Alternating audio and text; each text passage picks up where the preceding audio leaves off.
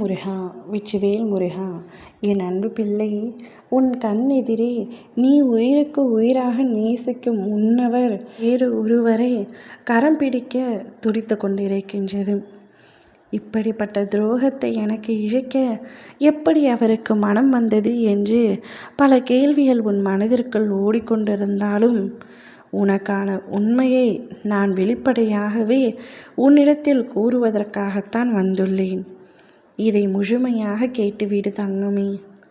நீ உயிராக நேசிக்கும் அந்த உறவு வாழ்ந்தால் இவரோடு மட்டும்தான் நான் வாழுவேன் என்று நீ நினைக்கின்ற உறவு உன்னை தாண்டி வேறு ஒருவரை கரம் பிடிக்க வேண்டும் என்று நினைக்கின்றார். எதற்காக அவ்வாறு நினைக்கின்றார் என்று உனக்கு புரியாமல் தவிக்கின்றாய். நீ அதற்காக சண்டை போட்டும் பார்த்து விட்டாய். சண்டை போட்டு என்னுடைய அன்பை நான் நிரூபிக்க வேண்டுமா அப்பா என்று கேட்கின்றாய். நீ நேசிக்கும் நபரோ உன்னிடத்தில் எதிர்பார்ப்பது உன்னுடைய உண்மையான அன்பு மட்டும்தான் நீ நினைத்து கொண்டிருக்கின்றாய். ஆனால் அவருக்கு பல விஷயங்கள் உன்னிடத்தில் இருந்து தேவைப்படுகின்றது. பணமாக இருக்கட்டும், பொருளாக இருக்கட்டும், பல விஷயங்கள் உன்னிடத்தில் இருந்து தேவைப்படும் பொழுது, அது கிடைக்காத சூழலில் இருக்கும் பொழுது, அவை மட்டும் இல்லாமல் அவ்வுறவு உன்னை உண்மையாகவே நேசிக்கவில்லை. நீ நேசிக்கும் உறவு உன்னை ஏமாற்றுகின்றது தங்கமே. மனதளவில் உன்னை நேசிக்கிறேன் என்று கூறினாலும் உதட்டளவில் மட்டுமே அவ்வார்த்தை வருகின்றதே தவிர மனதளவில் இருந்து இல்லை.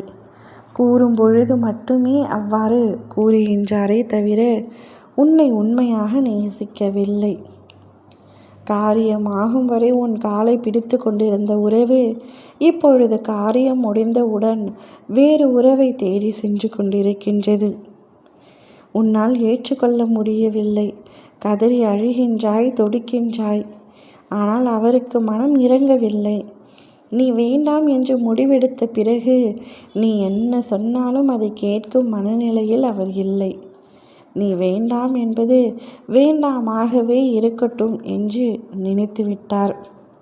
உன்னிடத்தில் இருந்து இனி அவருக்கு எதுவும் தேவையில்லை என்ற தைரியத்தில் அவர் இப்பொழுது இவ்வாறு செய்து கொண்டிருக்கின்றார். வேண்டாம் என்று தூக்கி எறிந்த ஒரு உறவை தேடி போய் கெஞ்சுவது உன்னுடைய வாழ்க்கையை நீயே வீணடிப்பதற்கு சமம்.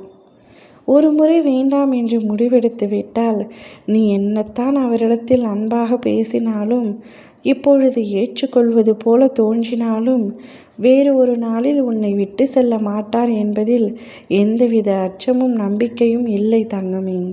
ஒரு முறை உன்னை வேண்டாம் என்றால் எப்பொழுது வேண்டுமானாலும் அம்முடிவை அவர் எடுப்பார். எனவே அவரை மறந்துவிட்டு உன்னுடைய வாழ்க்கையை பார். ஓம் முருகா.